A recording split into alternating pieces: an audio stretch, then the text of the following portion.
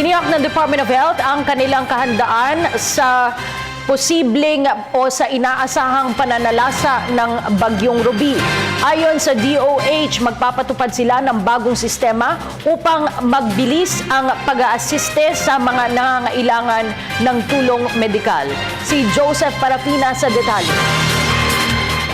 Handang-handa na ang Department of Health kung ano ang kanilang gagawin sa pananalasang maaring idulot ng Bagyong si Ruby.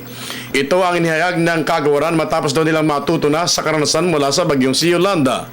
May bago silang pinagmalaking sistema ngayon na tatawaging body system kung saan ang mga regional offices at DOH retained hospitals ay mag-a-assist sa anumang region na maapektuhan ni Ruby. On the part of the typhoon, we cannot say that we are 100% fully prepared. No? Pero masasabi natin ang preparasyon ngayon, nangyari ito last year. Hopefully, it will not be like Yolanda.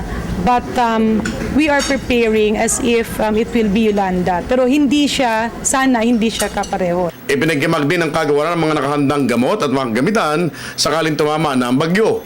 May mga mahiraman na rin mga communications equipments tulad ng satellite phones and DOH mula mismo sa World Health Organization. Meron na pong preposition mga vehicles, communication gadgets, medicines, meron na po. Ang problema po ngayon, yung mga siraang matnog, allen, walang plane. Actually, yung C-130 hindi makapag-fly ngayon dahil hindi na pwede, wala rin sa sea. Kaya actually isolated na ngayon ang Region 8.